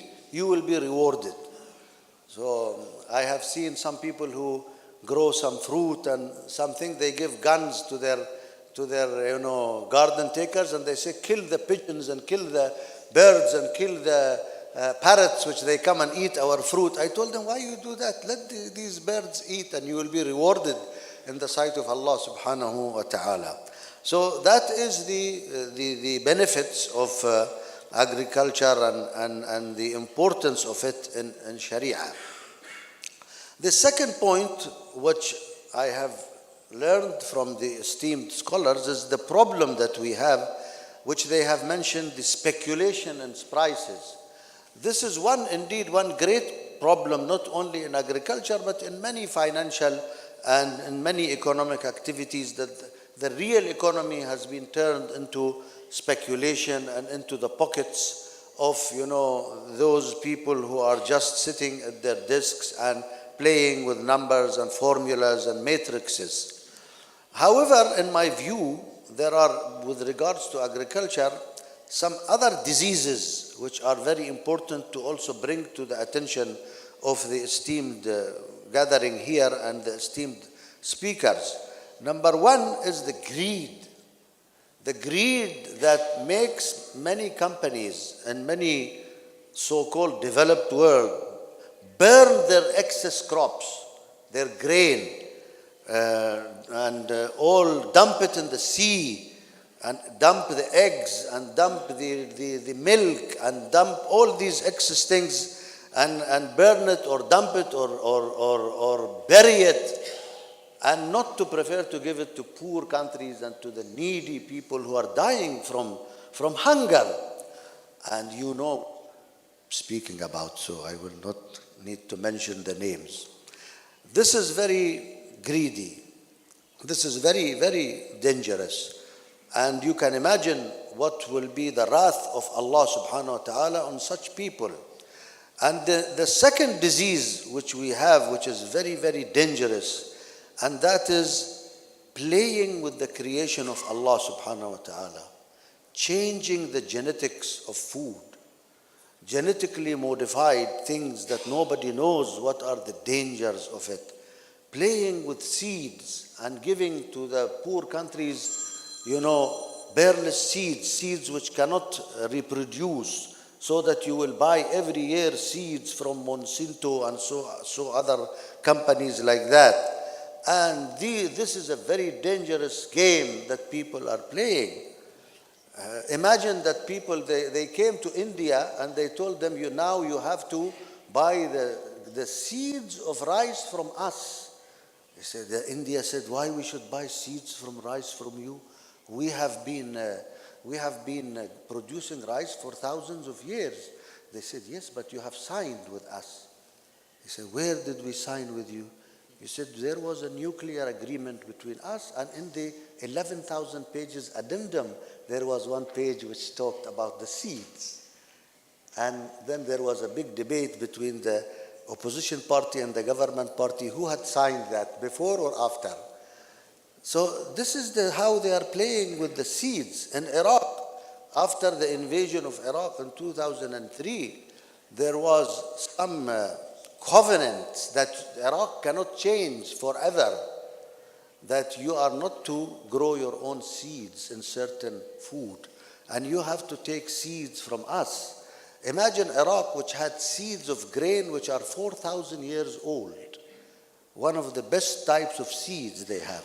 So this is why I ask our brother from Kazakhstan, from the Islamic Organization for Food Security, your number one duty is to build a security of the Muslim countries' seed bank.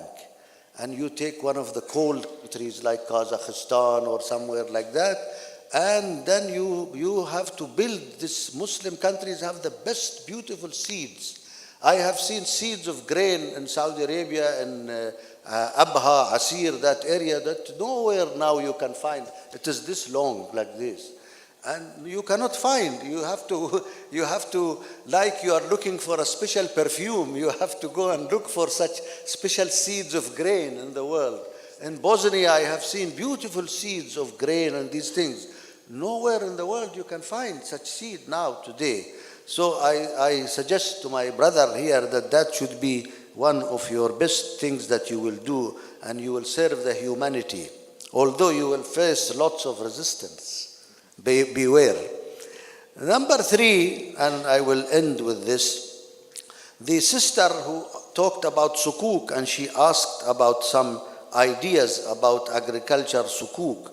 I would suggest to her that in Islamic law we have, in the Maliki law, in the Maliki jurisprudence, which is one of the 4 major schools of law, they have what we call it al-mugharasa al-malikiyah. It is a type of sharecropping, but in a different way.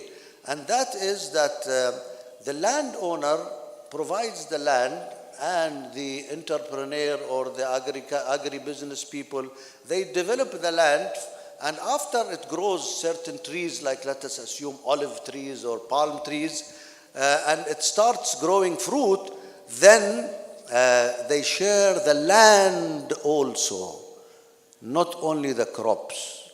So if people like Russia and others, that they have vast amounts of land, and they can make sukuk, which the investors at the end, they can either cash in and take their funds, or own a part of the project in land, in agriculture land. So I suggest that this, this way the Muslims developed agriculture in Andalusia. In Andalusia, in southern Spain, all the Muslims there were Maliki jurisprudence adherents, and they developed the agriculture. Most of the agriculture that Spain is today is based on, like pomegranates, rumman, saffron, olives to a great extent, and other things that they grow. It came during the Muslim time rule, which it was extended to more than 800 years. So, of course, always there is a difference between an agriculture community and other communities. Even in Islam, we have Mecca was a trading city, mostly. There was no agriculture in Mecca because water is very scarce, and the main source of water in Mecca was the water, the holy water of Zamzam, as you know. And Medina, when the Prophet ﷺ migrated to Medina, Medina was an agriculture city. So there are cultural differences between Mecca and Medina. Even the women of Medina are different than the women of Mecca.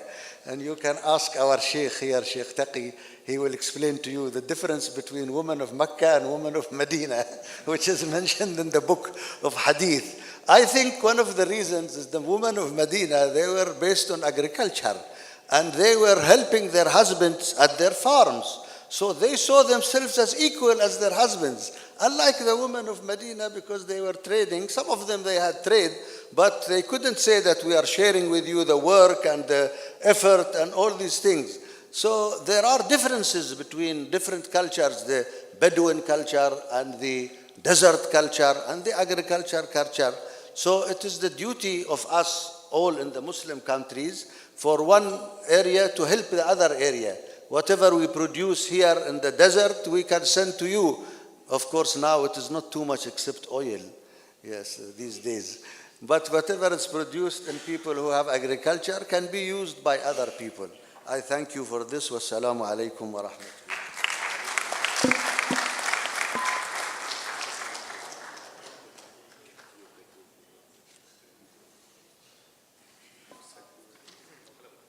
Thank you very much, and I think this analogy is more inclusive format.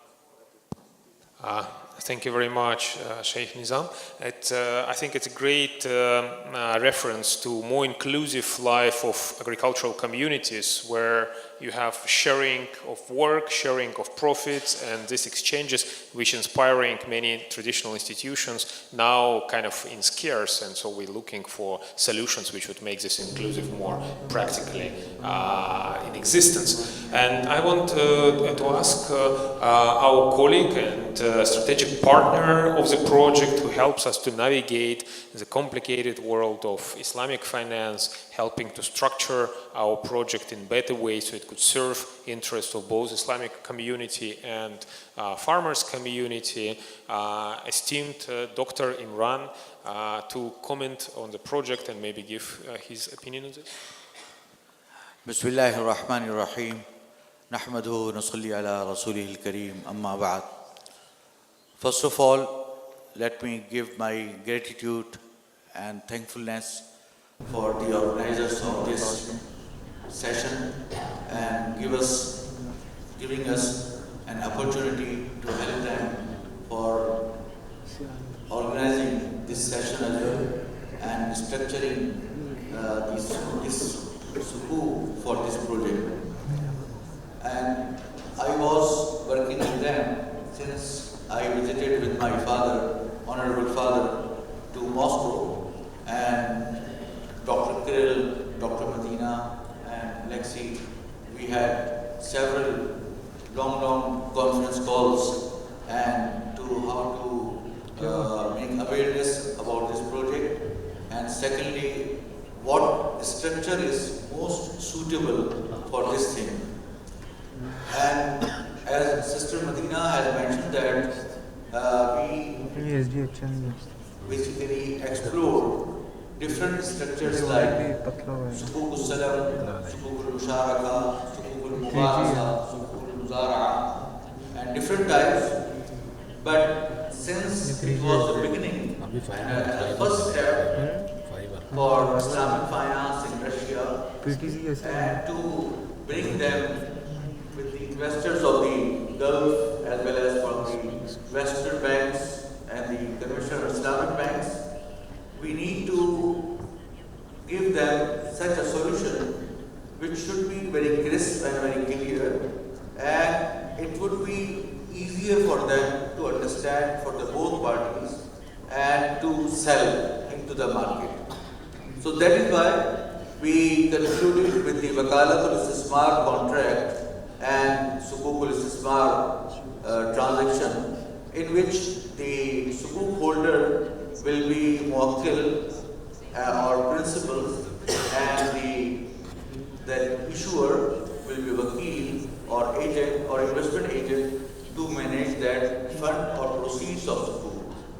Once those proceeds proceeds are collected, there should be some pre-arrangement contracts with the farmers in which they will do different types of transactions of sale of grain. It could be through Bay Salam, it could be through Bay Musawama, it could be through Bay Murabaha, it could be through Musharaka basis. So there are different options available to trade with the farmers. And the proceeds which we collect through these real true cells, then it will be given to the sukuk holder, and we will have a particular benchmark or target return so that they will get particular return. So long as the guarantee or security is concerned, so there is ultimate buyer for those grains. So there is a flexibility available that we can issue a guarantee from third party, from the end users, from the ultimate buyers to pay the prices on time. So that's how the sukuk principle as well as the profit, inshallah, will be covered and secured. So that was a very simple and plain vanilla structure, and to make it tradable, we make it that at least up to 33% there should be some fixed or illiquid asset so that it could be tradable into the secondary market.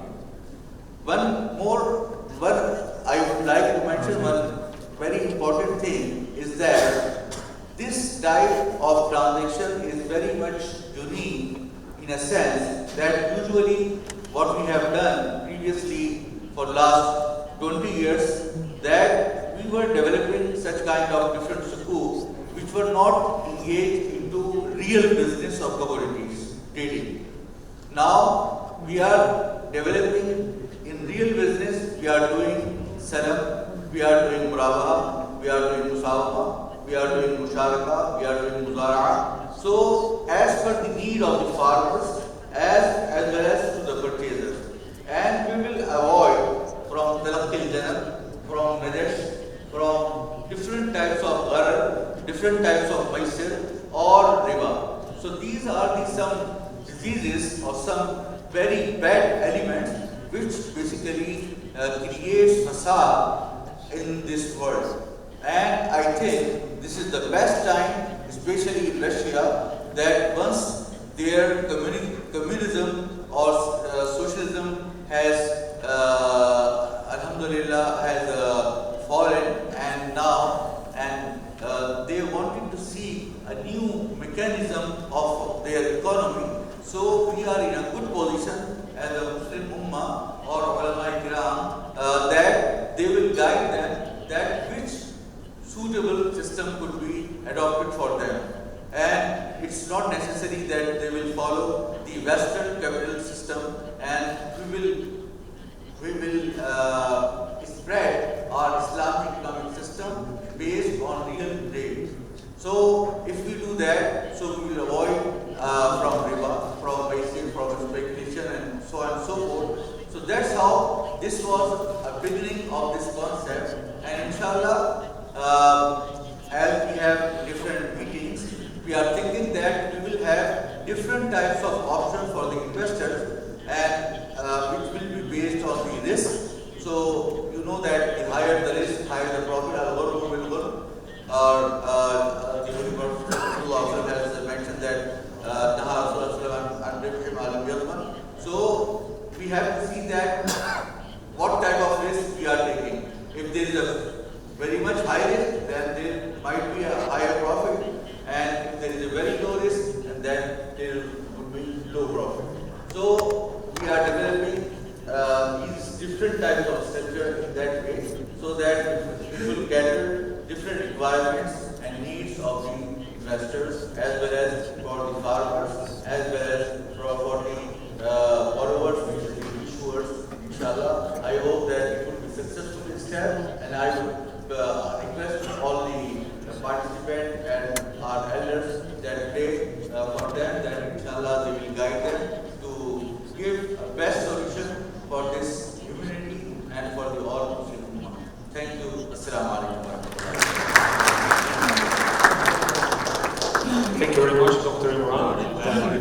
your praying.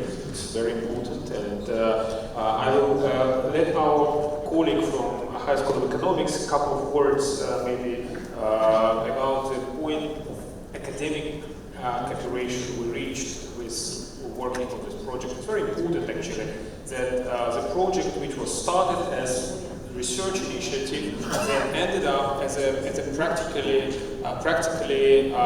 focused. You want to go there? Okay. I thought you would start speaking. Dr. Kirill Maladik, our colleague from High School of Economics, and, who is working in different capacity in academic and personal project. 5 minutes max. Okay, yes, dear friends, I will speak fast because everybody is waiting for the dinner, is clear. Yes, first of all, I would like to say that I'm really happy to talk again about the Agrofin project just in the land of Bahrain after a year-long break. I take this opportunity to express my gratitude to Your Highness Sheikh Hadeya bin Ibrahim Al Khalifa for she believes in Russia. Thanks to her personal support, I presented this Agrofin project to the Muslim world for the first time, exactly here in Bahrain last year. Of course, at times the project didn't have such a strong team.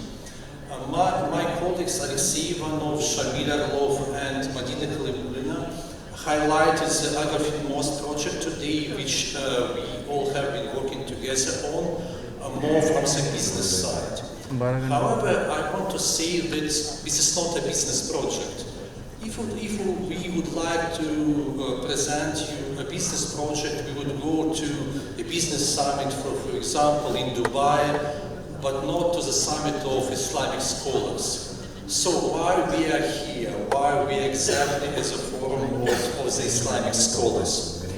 We strongly believe that the problem of hunger, the problem of obligation of the authorities of the Islamic nations to feed the people is a tough academic problem. Of course, the authorities of the Islamic nations understand that they must feed people, it's clear. And the authorities of the rich Islamic nations acknowledge that within the framework of Islamic solidarity, their duty is to help their brothers and sisters in poor Muslim countries not to starve to death. But how to do that? The authorities themselves, without the help of researchers, will never develop a mechanism to solve the problem of hunger. So it's precisely the work of academic sector, of the universities, the work of the researchers and scientists to advise the authorities on ways to combat hunger, the ways to ensure the food security of the Muslim world. First of all, I mean here scientific research in the monopolization of the world grain trade. It is the work of scientists to show the authorities how to destroy this five Western company monopoly and feed the people. Business itself will not do this stuff because unfortunately the goal is to many business people nowadays is simply to make a momentary profit. We also see the task of scientists to change the mentality of business people. Just offer them to give up their desire to make short-term profits by keeping the population in poverty and hunger. And move on to a new business concept that urges the improvement of the well-being of people. In our national emblem of the Russian Federation, the main character is an eagle with two heads. One looks to the east and second looks to the west. We were carried away 10-20 years ago by cooperation with the West. Maybe it was our mistake.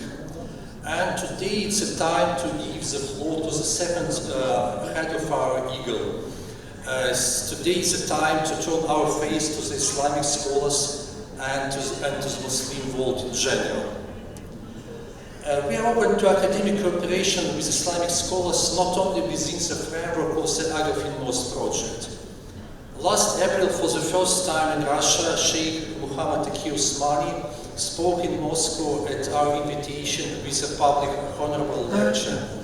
It was the first his lecture in a secular federal government government-owned university, the High School of Economics. There are almost 40,000 students in our university. We teach traditional and modern Arabic languages, the history and culture of the Arabic world, political processes in the Islamic world, even the basics of the Islamic law, but not Islamic finance, unfortunately.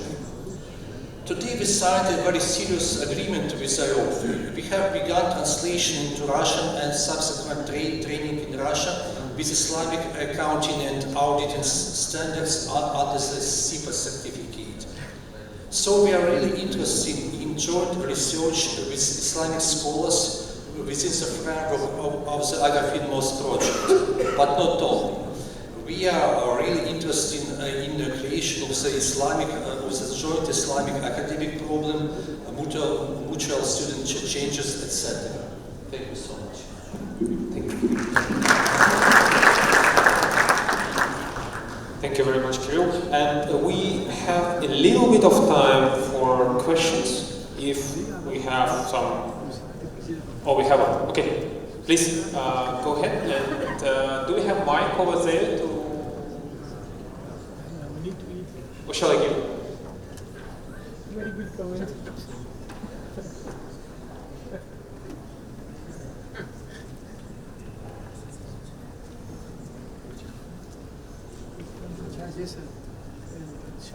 So probably we would ask for 1-2 questions, and because we will have chance to ask questions to all the speakers during the dinner, as everyone will be invited for dinner.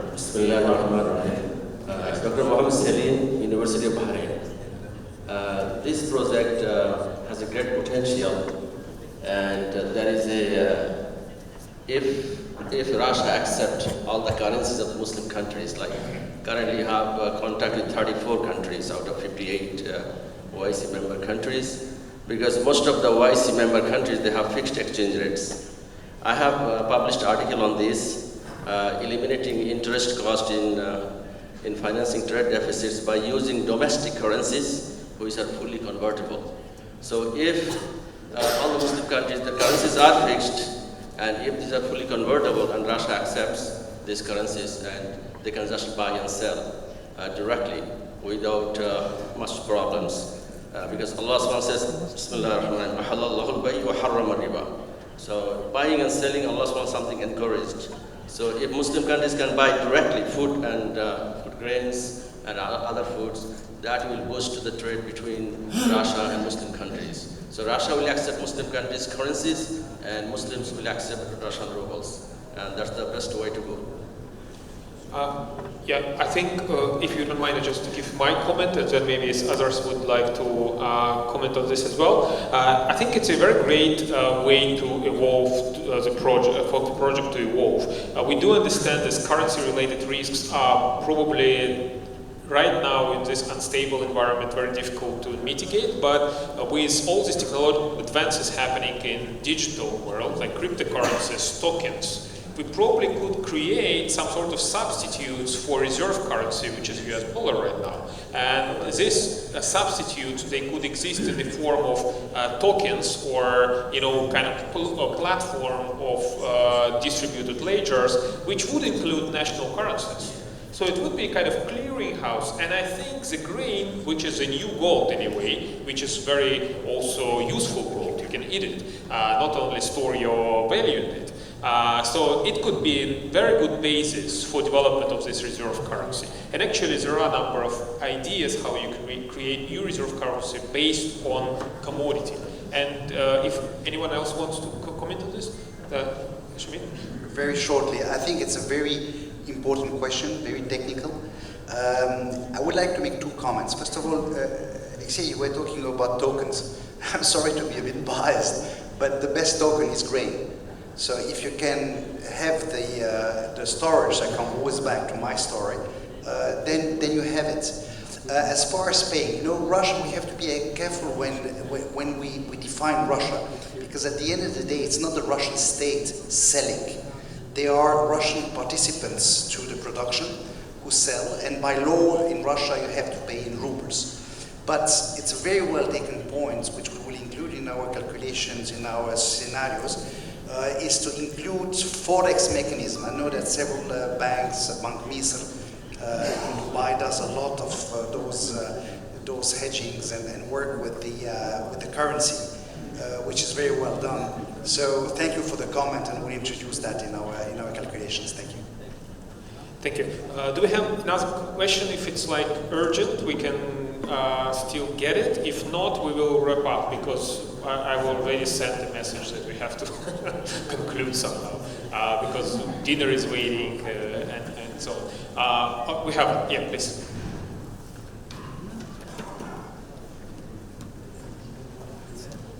Faisal Burakan, Islamic Finance Research. Did you ever present this in some other conferences? Say it again? Did you ever present this one in some other conferences? At conferences, we organized a conference in Moscow back in April, and that was the early stage of discussing of the project. The project is about 1 year old, so inception of the project happened last November around this time. In April, we had these preliminary findings presented in Moscow at the conference, and this is basically the first international presentation of the project and first discussion with the Islamic community and people in the Middle East.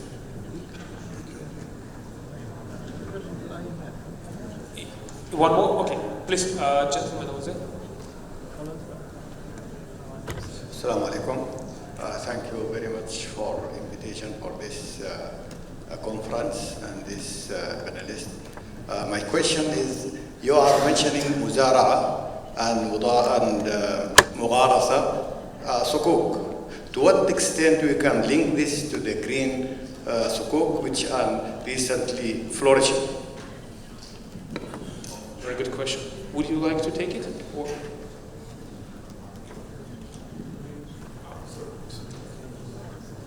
In fact, what is presented, what the structure that has been presented does not say that the sukuk holders will do that it is the muzara sukuk or mugharasa sukuk. It is in fact kala bil istimar sukuk, and then the sale of grains may be through any mode like murabaha, musawama, and they can also enter into muzara or mugharasa.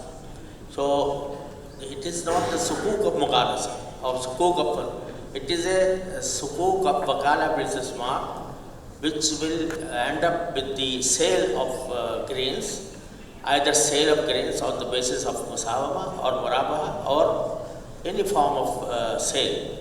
And they can also enter into a mugharasa or muzara context. So the sukuk, the proceeds will form a pool, and that pool will sell the grain, or it enters into musawama or muraba or whatever form of the sales.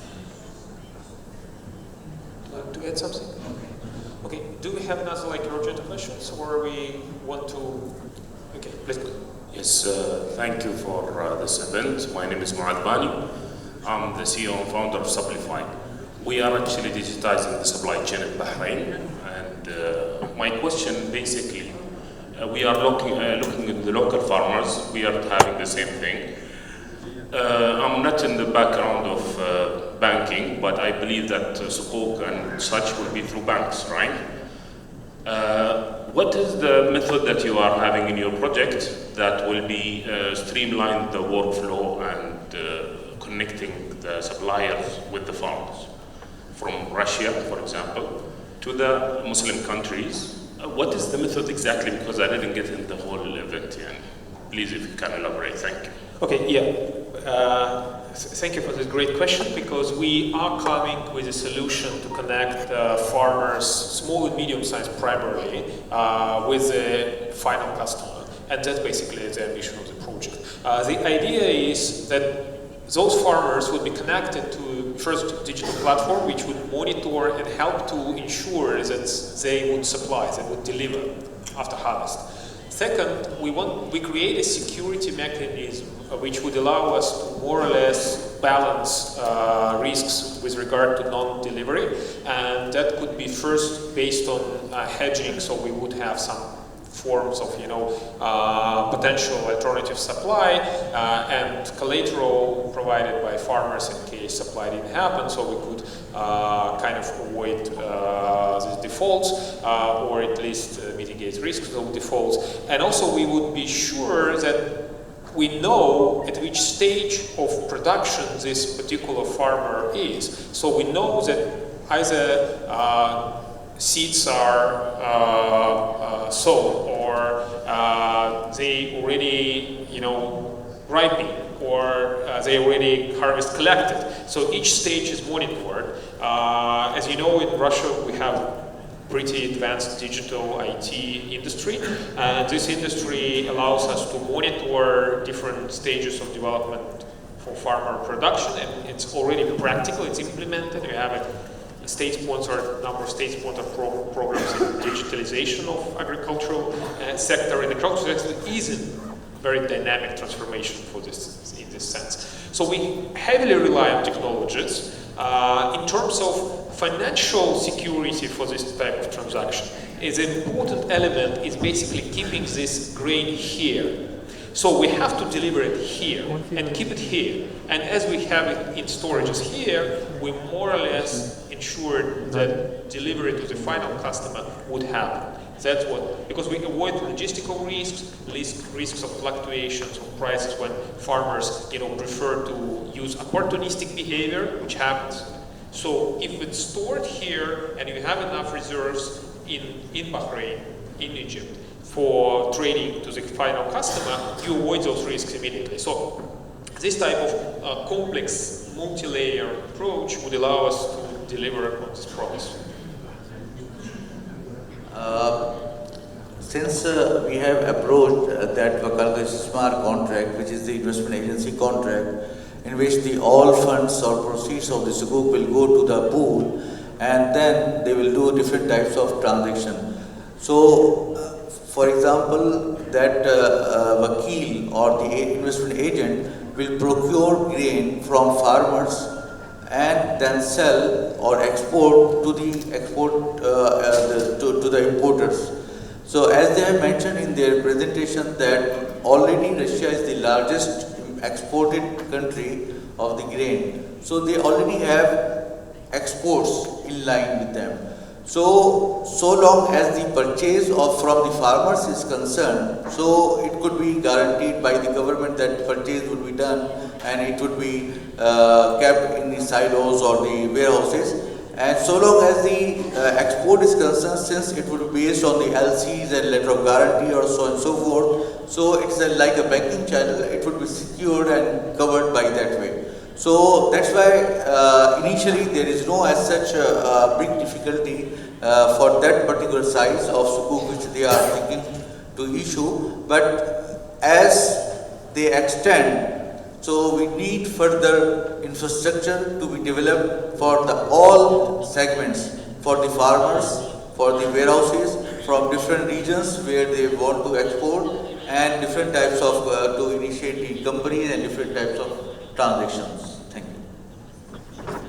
Thank you very much. I think we have to wrap up, otherwise we will be kicked out of this room, I think. And I would suggest to Your Excellency give us a final comment, concluding remark, and show us guidance.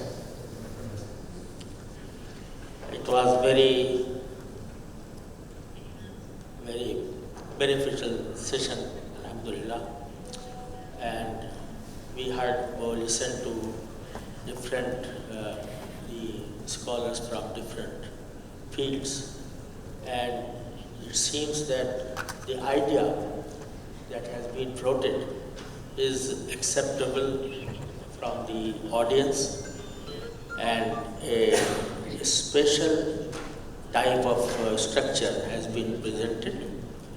This is an overall view, but of course it needs further modifications, further amendments. So I thank all the participants to contribute this vision, contribute this product, and inshallah, I hope that this session will go a long way to bring about such a product that will be beneficial for the humanity, and inshallah we will succeed in this effort.